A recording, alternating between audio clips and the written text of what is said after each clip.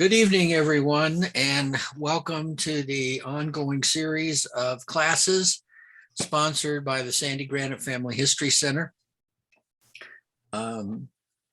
Tonight we have a wonderful guest, I love James. He does a lot of different things, jack of many trades, but he's like me. We love to think out of the box, and sometimes that makes people around us really uncomfortable.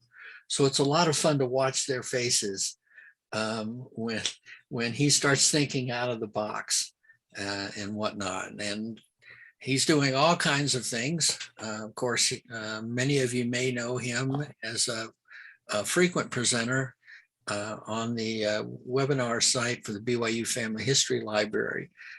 He writes several blogs that are out there and have been going on for quite some time and have quite a good following. He's a genealogy expert, no question about that. And he's just started a new series of webinars with the founder and creator of Goldie May, Richard Miller. And that can be found on, it's YouTube, right, James? Yeah, Goldie May YouTube channel. Yeah, the Goldie May YouTube channel. Perfect. So, but without further ado, James has a very interesting topic for us tonight that we asked him to take a look at. And basically, I'm going to let him take a look and kind of preview that for you or announce it for you and where he's coming from on it. So, James Tanner. Thanks. Glad to be here. Always like the Sandy Granite. It's a great place. Tonight we're going to talk about what you do when you get your DNA results. Both of a lot of the big DNA companies, Ancestry, of course, MyHeritage, 23andMe, and a passel of others. Love to tell people about how many millions and millions of tests they have and how many people have had a DNA test on it. And so the real question is, now, okay, so yeah, you had a DNA test, so now what are you going to do? Of course, the companies don't want to disturb that, so they aren't really actively pursuing what you do next. They just simply want to throw a lot of information at you, and if you use it, that's great. If you don't use it, then that's great too, because they make their money off of selling the tests and all the other services that they have attached to that. So now the question, of course, for a genealogist is, what actually is the importance of a DNA test? And the second part of it is, the question I ask here is, what do you do when you get your results? What physically are you involved in, and what can you do to enhance the knowledge and information that you're receiving? Okay, so let's go ahead and get moving. First of all, just out of the bag, the ethnicity reports are kind of the big draw. What happens there, and we'll look at an ethnicity report and comment on, I will on that. I'll comment on that. But when you look at your ethnicity report, you'll need to just remember that that's just an estimate, and it's a guess, and it's based on calculated statistics. And if you got a DNA test some time ago, like a year, 2, 3, 4, 5 years ago, then basically you'll see the ethnicity tests of estimates have changed dramatically every few months, every 6 or 8 months.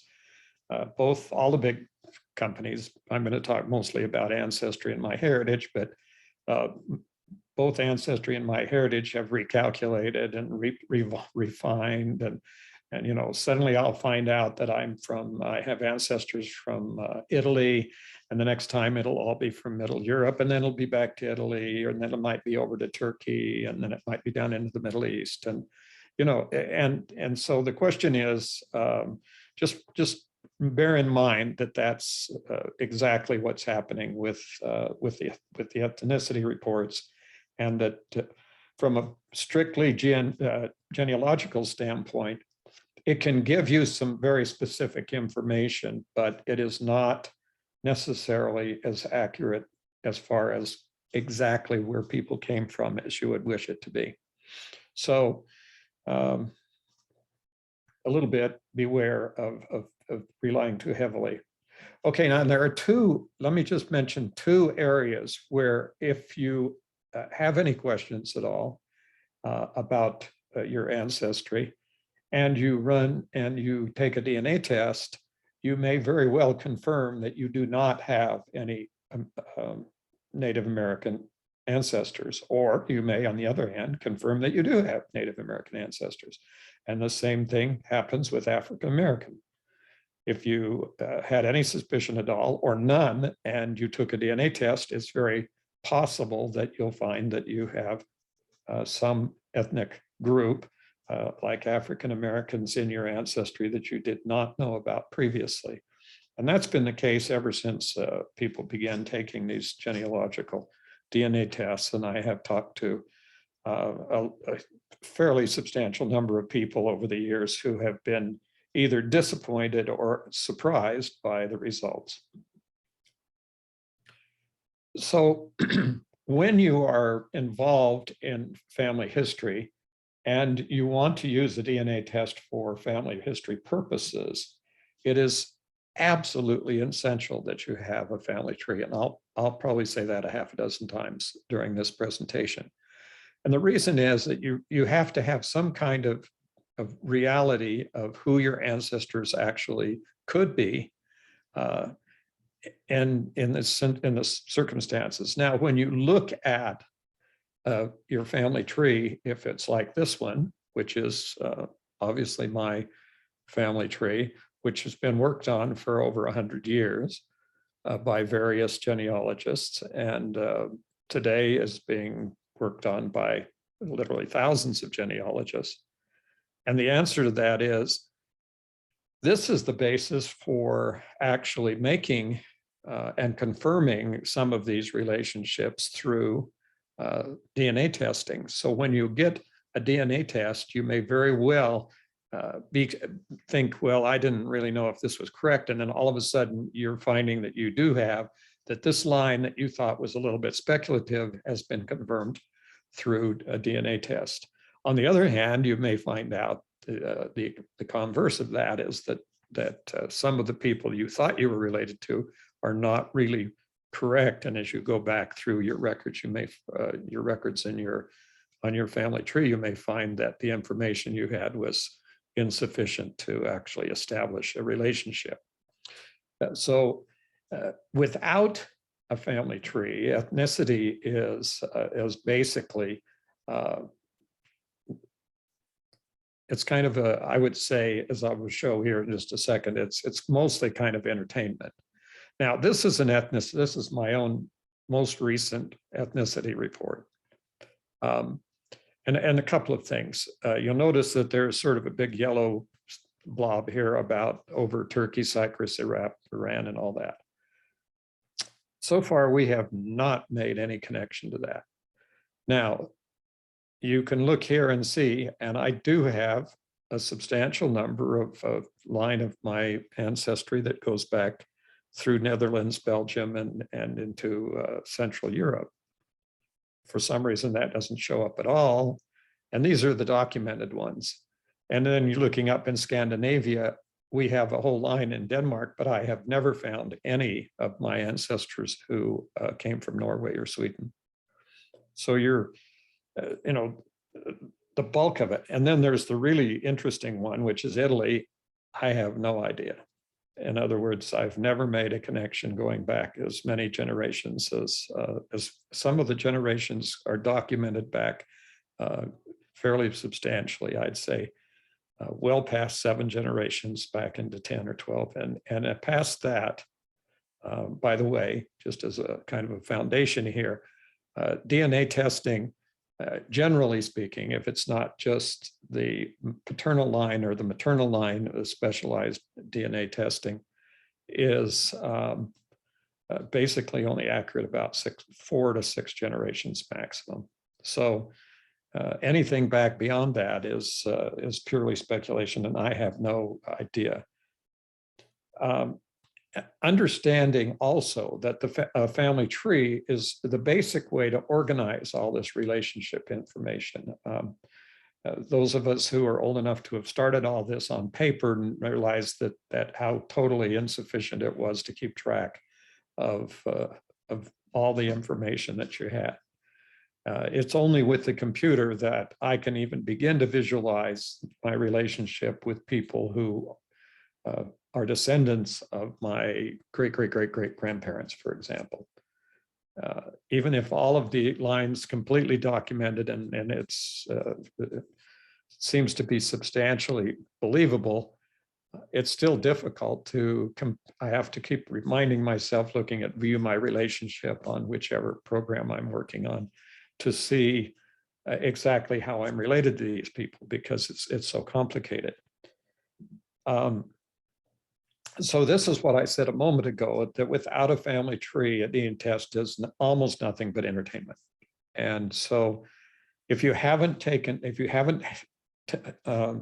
begun the process of seriously documenting your ancestry, then the DNA test. Now, what are the exceptions to that? Whenever you come up with a statement, then you must have exceptions. And the answer is there are a number of exceptions. And one of the main exceptions is when you don't know who your parents or grandparents are. If your situation is such that you're adopted, or that you were a foundling, meaning, and we'll talk a little more about those in a few minutes, but that, or some other circumstances where the information is rather limited, that you only have a few people on your family tree, then by all means take a DNA test and make sure you take it from various different companies, and that you keep track of every time you get a DNA match and attempt to contact those people.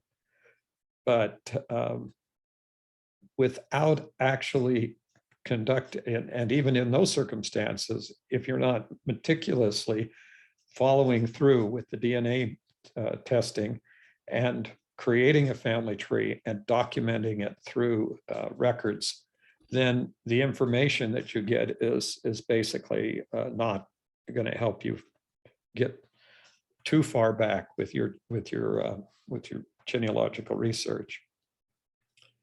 So I've already mentioned a couple of them, but what kinds of relationship issues can best be resolved or helped to be resolved with a DNA test? And the first one obviously is adoption.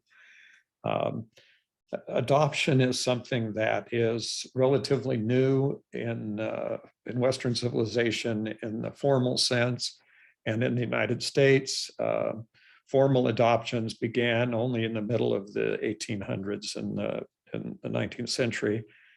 And the way we have adoption today, with the privacy and court-ordered sealings and all of the things that have happened, make it sometimes extremely difficult to work your way through to find out the birth parents, if there's a reason to do that. And today, one of the most serious reasons for resolving an adoption is the problems we're having with inherited diseases. And without a valid family tree and a way to test relatives, there's really sometimes no way out of those types of situations. So adoption always comes up number one, and it is really a very good way of establishing blood relationships back through your parents. Now, the answer to that also is, and it's kind of the flip side, you always hear about all the wonderful stories of everybody being happy and having all of these wonderful encounters with their relatives that they found through DNA testing. What you don't hear is the other side of the coin, when people whose seemingly placid lives are upset and in some cases ruined by the fact that they're finding out that their parents were not their parents, or that they're someone in their family that was well considered really wasn't as careful and as praiseworthy perhaps as he or she could have been. The next one are foundlings. Now that terminology means children who are abandoned on various places, traditionally some church or the church steps or whatever. But today it could be a police or the fire engine or even a dumpster for that matter. There are a lot of terrible stories, but the foundling people who have no idea who their parents are the best candidates for DNA, because they, at least if they get one relative, then they're on their way to solving the mystery of who they really are. Unexpected or unknown relationships. There are some family traditions that can be confirmed. Are there other family traditions that can be blown away, as I mentioned a moment ago? And basically the idea here is that things will happen, and the relationships may not be the same as the ones you have. My wife's more recent experience was that she ended up with 3 brand new first cousins, people that they did not even know that they were related. And all of a sudden they are her first cousins. And I have friends who are traveling right now to meet their relatives for the first time, who were established by DNA testing. So these are true things that happened. This one, I think, is the one that is the most important, ultimately the most important, and that is establishing and documenting immigrant relationships in the country of origin.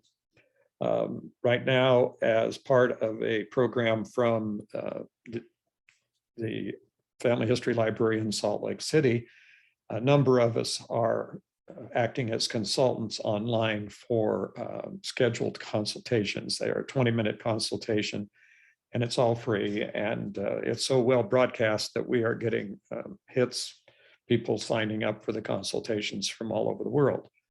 And I speak Spanish fluently, and my consultations have all been in Spanish primarily.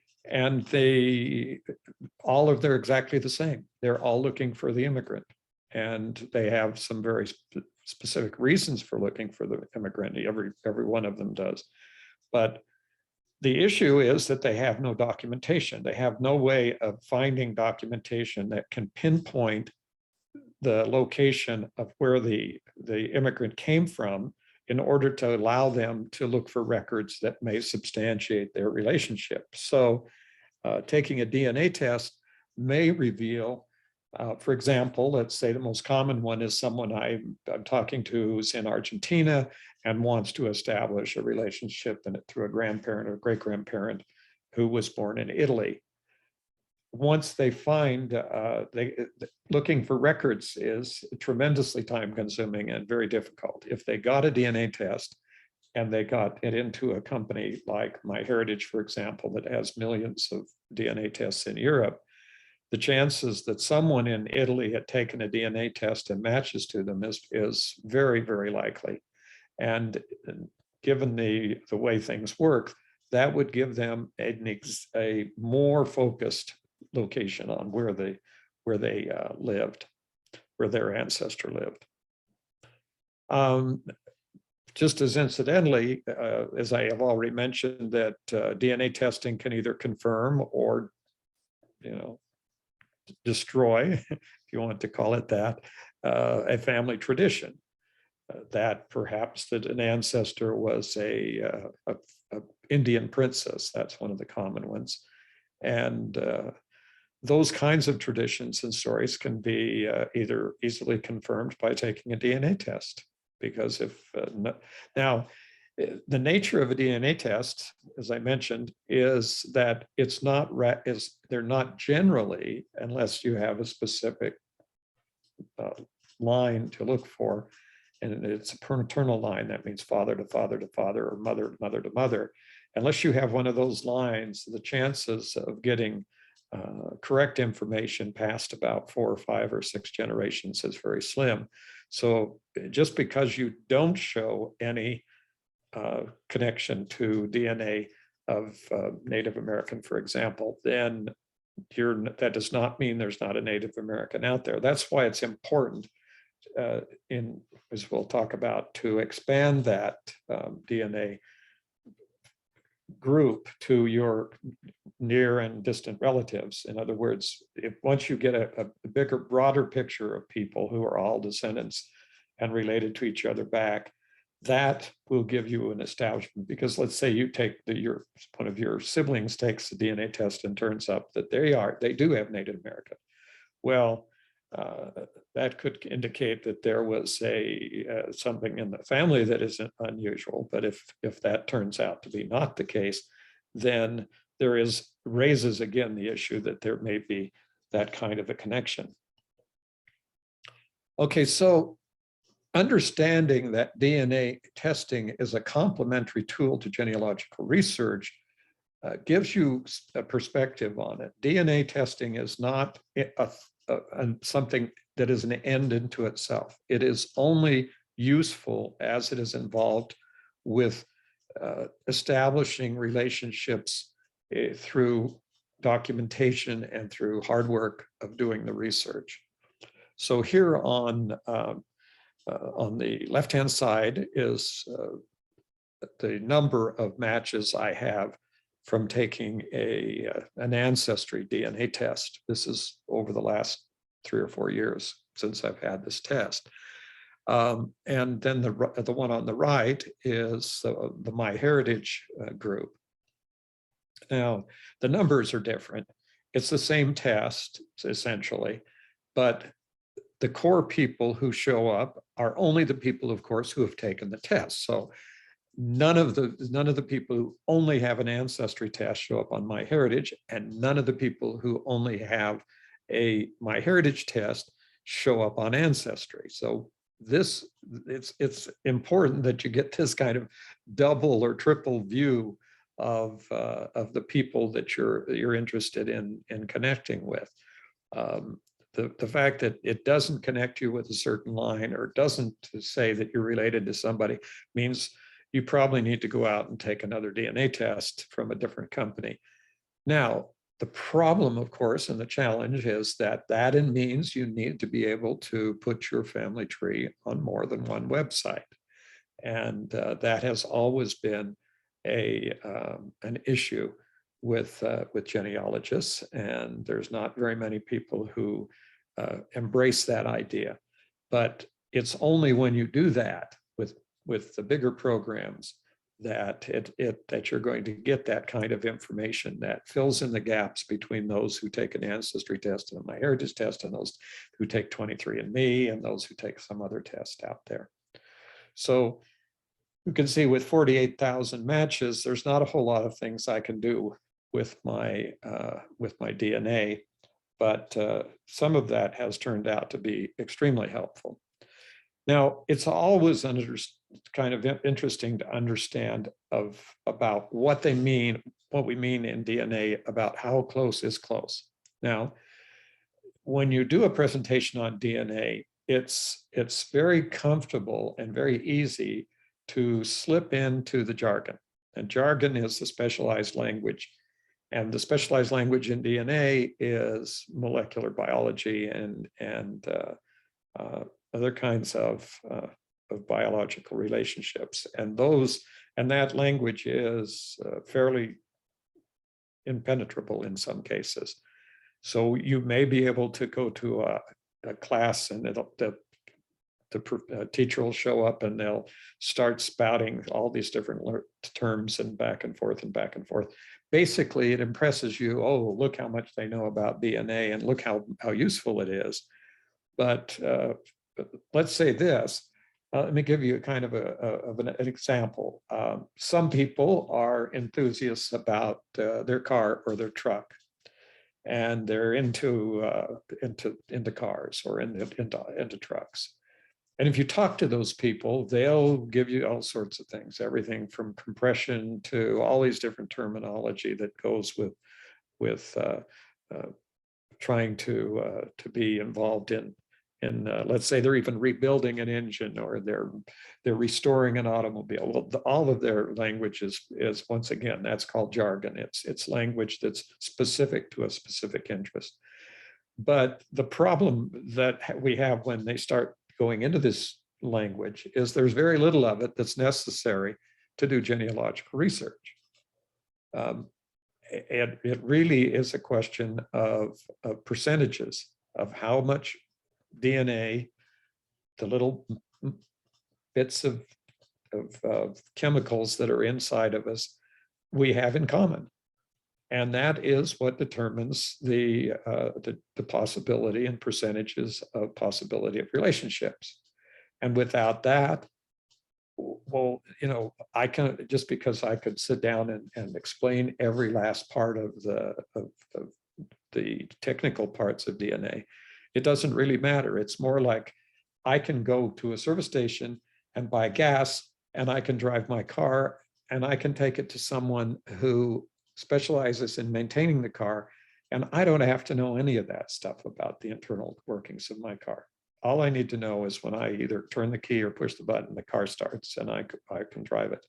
And that's kind of the approach that is available for DNA, but unfortunately, right now, most of the stuff that you get from DNA is into all of this explanation of all the chemical relationships, as if all of that's going to help you resolve your family connections without doing any genealogy, and that is not going to happen. So, but it's interesting to know how close is close. If you match up to 50% of your DNA, if you have 50%, the person you're matching with is your sibling, meaning you have you share a birth mother and a birth father. And now it'll drop down to about 19%. So close matches are from 15 down to about 19%. An extended family means 5% down to about 2%. Now you're talking about 2% of the genealogy in common. There's not a lot of way of determining any kind of accuracy with that without substantiating it through a extended amount of what I call paper genealogy. In other words, getting the records and the information about the family. And distant relatives are less than 2%. So when you're down to that small percentage, you can imagine that there's 98% that there's not going to work, and it's 2%, because each individual only inherits 50% of the DNA from each of their parents, more or less, depending. And so basically, each time you go down a generation, it cuts by half, and then by what? So down to 2%, you're really kind of tenuously claiming some kind of relationship.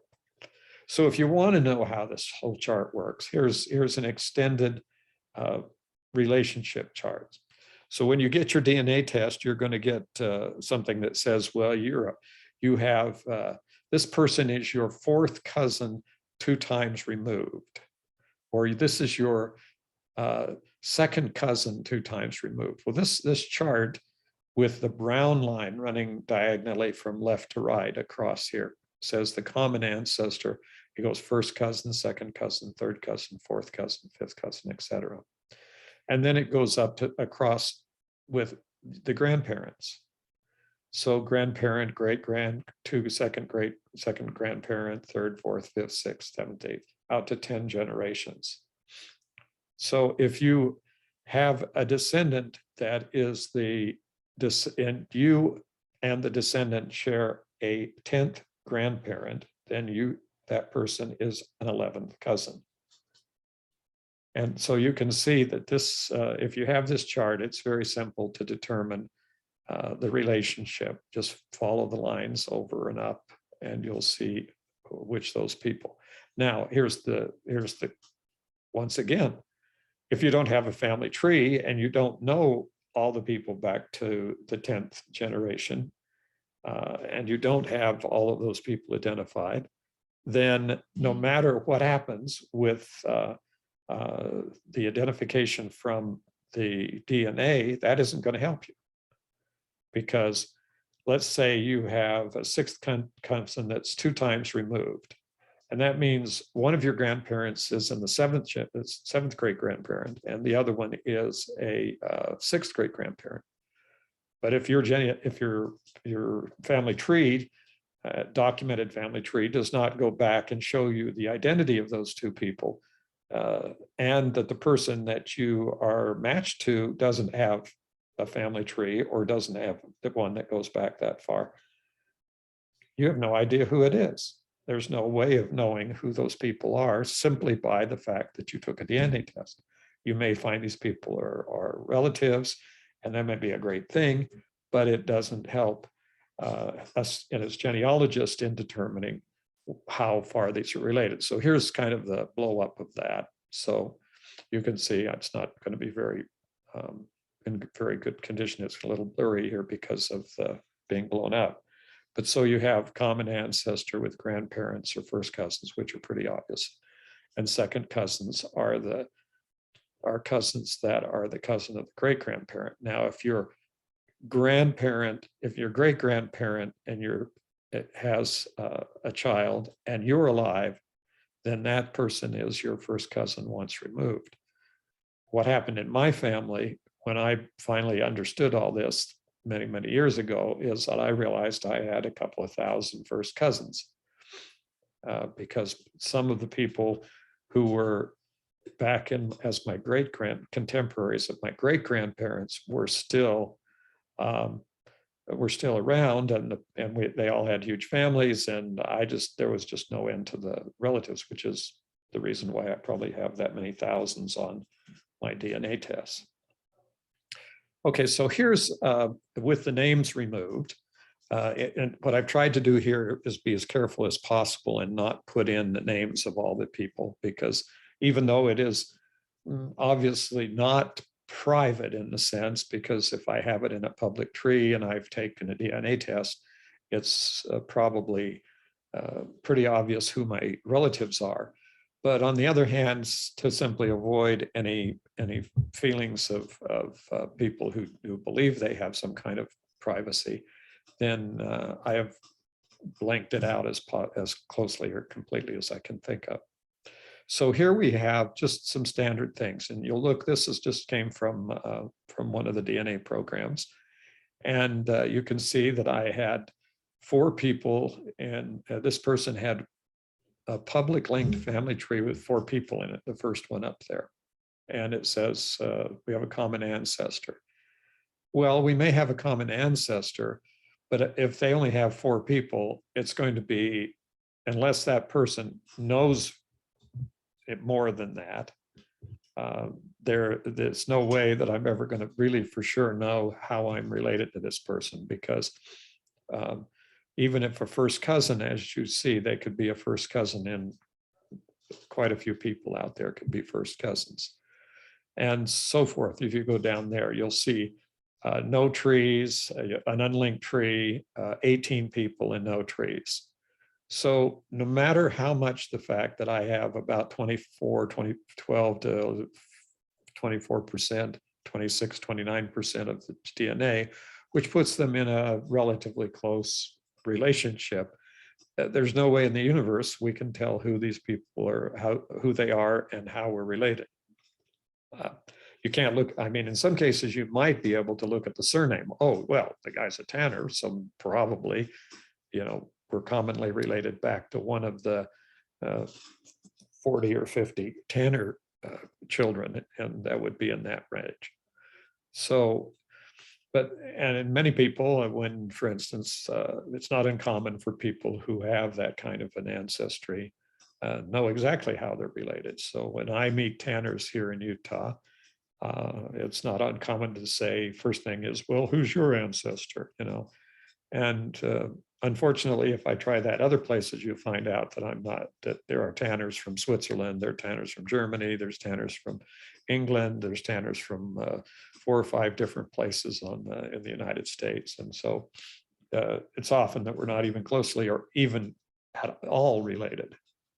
But with DNA tests, that puts you in a different category, because if you do meet one of these people and you do know who your common ancestor is, then you have a shared relationship that makes sense. So here's the first close family, first cousin, and there's this little 1708 CM, 24% shared DNA. That's basically the way that they communicate that person who is considered to be a first cousin. So what is the CM? Oh, it's centimorgans. And here's the whole explanation for it. Like here's one of my daughters, and this is how it comes out: 49.9% shared DNA. I said it wasn't exact, and it comes out at 3,537.6 centimorgans, which are the centimorgan equals a 1% chance that a marker on a chromosome will become separated from a second marker on the same chromosome due to crossing over in a single generation. It translates to approximately 1 million base pairs of DNA sequence in the human genome. It's named after American geneticist Thomas Hunt Morgan. So it's just a way of transferring the information in that's created statistically by matching various strands of DNA and matching all of the little chromosome markers, and then saying, yes, this is a match, no, it isn't a match. So you go yes, no, yes, no, yes, no. And when the percentage out of the total number of matches is made, then you get this number, which is the centimorgans. And that's about as much of the jargon that you need to understand that there is this kind of shared relationship. Now, it can get a lot more complicated than that, particularly because families get a lot more complicated. There are parents and step-parents and foster parents, and there are lots of different other kinds of relationships which don't necessarily appear on a DNA test. So my kind of counsel to everybody is don't get stuck with the numbers or with the jargon. Don't think that if you don't understand all the numbers and jargon, that you're somehow not, savvy enough or not smart enough to understand or to use DNA tests.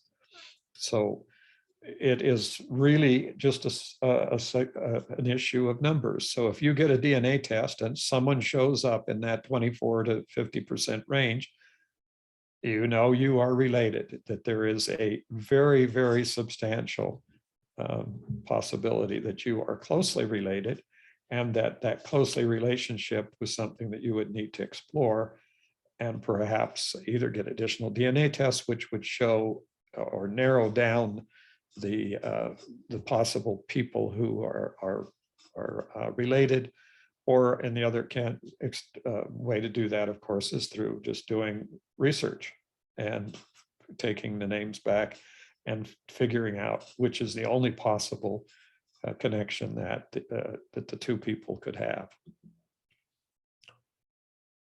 So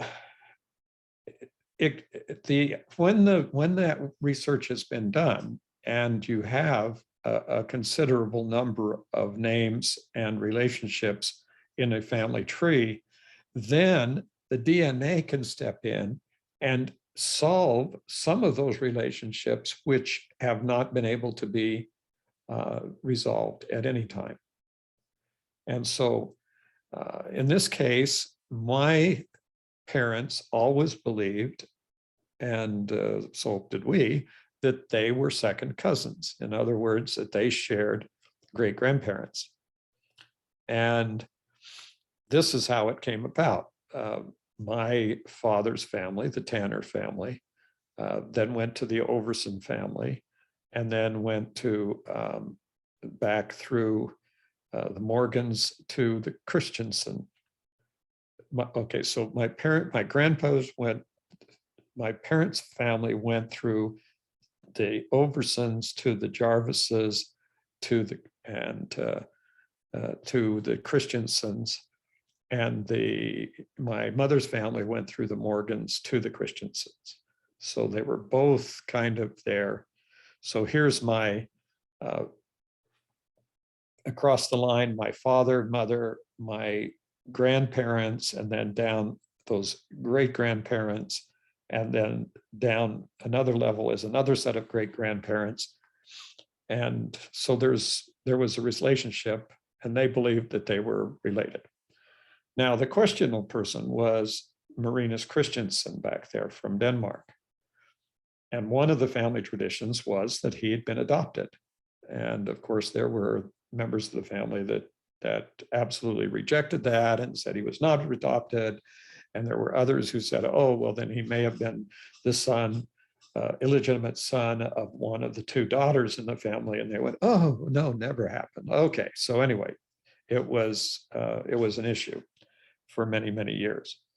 And so the question is, and the base of the question was Marinus Christensen adopted? And the answer would only come back if there was some way of showing that he was adopted through some kind of record, or that showing some kind of other relationship. And that's what the DNA did. So basically what happened is this.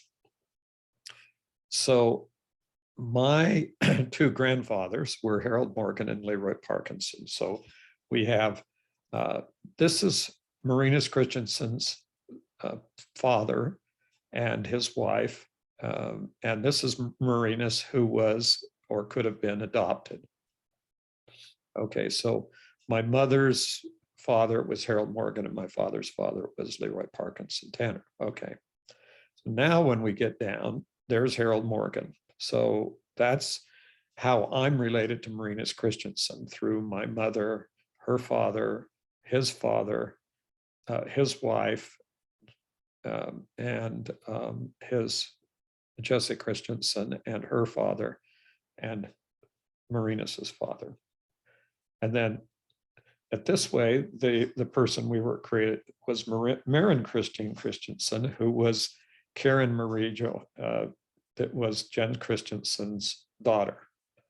So here's Jens Christensen out there with Karen Marie Johansson, his wife, and Maren Christine Christensen, his daughter.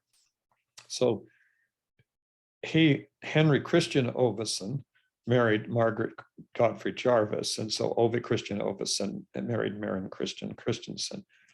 And then they had Leroy Parkinson Tanner, who was my father's father, or my grandfather. And so these two people are actually the same person on the family tree. Now, here's an interesting thing about the Family Search family tree.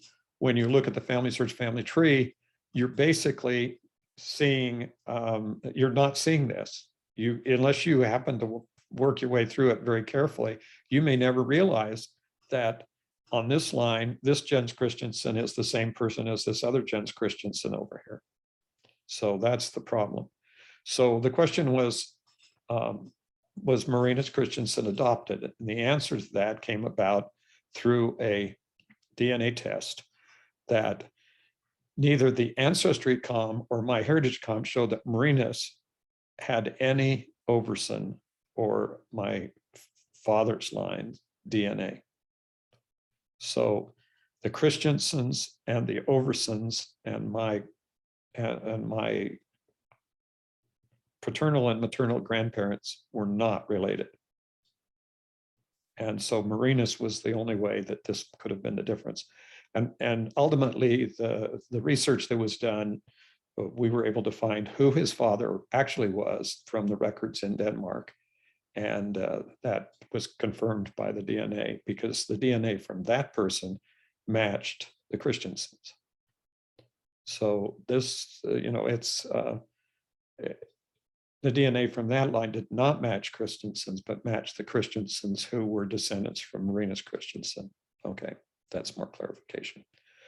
So DNA maps show more than just ethnicity. They show the way people are interrelated, and this is called cluster research. And this is a particular one from MyHeritage and how it works. This is one that I just had generated from my family tree on MyHeritage.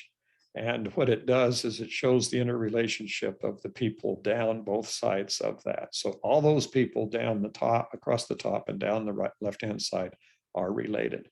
And then here's a chart, and there's names, of course, here that shows these people. This is the raw data kind of chart that shows exactly what the percentage of shared centimorgans there are between me and all these different people. And so we can basically go in here and construct a family tree that supports or doesn't support the paper family tree. So on Ancestry, I'll have this kind of a map that will show where all these people live and that I'm sharing DNA with, and you'll see that they're kind of scattered around the world. And then this is the if we zoom in, you can see more areas, more specific areas. So eventually, what DNA will do will give you a close enough place to start doing research. And I'm back to where you're talking about the immigrant. So then when you get into looking at the family tree, here on Ancestry, you'll see that there are two kinds of relationships now. And the ones with the blue lines are the ones that can be substantiated in part by DNA testing. So when you see that all of the people that I've come up with so far have blue, that's a great comfort that the research that we've done so far is very good. And if you click on there and like this from Sydney Tanner, it will tell you that their particular product through lines suggest you may be related to one or more DNA matches through Sydney Tanner. So there's some, what it does, it's a confidence builder, and it is also something that helps to substantiate and validate the research that you may have done over a long time period of time. So this is what it looks like when you have the different DNA matches from different people. Generally speaking, is a reflection on how many people have taken the DNA test. And the rule here is that if you're researching near relatives or an immigrant relative, try to contact every DNA match. Try to find out exactly how you are related to everything. Especially true if you're looking for an ancestor who comes from a country where there are few or hardly or very difficult to find records, paper records that kept by churches and other institutions like the government. So welcome to ISOG. ISOG is the International Society of Genetic Genealogy, and this is the basic website for learning about genealogy, DNA testing. And you'll see, if you look closely at that the second item there is genealogical DNA testing myths. So you might want to start with that, so you're not going into this with some misconceptions about how much and how well DNA works. And so there's lots of beginner's guides. Here's articles that you can click on. And there are some people who have written these articles. This is kind of like a wiki, and it is actually is the International Society of Genetic Genealogy wiki. And there's lots and lots of information here. Probably the best source and the fundamental source of everything. You can also start out with DNA testing. What is it and how can you benefit from it by going on familysearch.org. So, and there's right there, what should I do after taking a DNA test? And you see whether they agree with me or not. Well, probably. Okay, well, thanks for watching, and hope if there's any questions, we'd be glad to answer some questions here. Great, thanks, James. Any questions?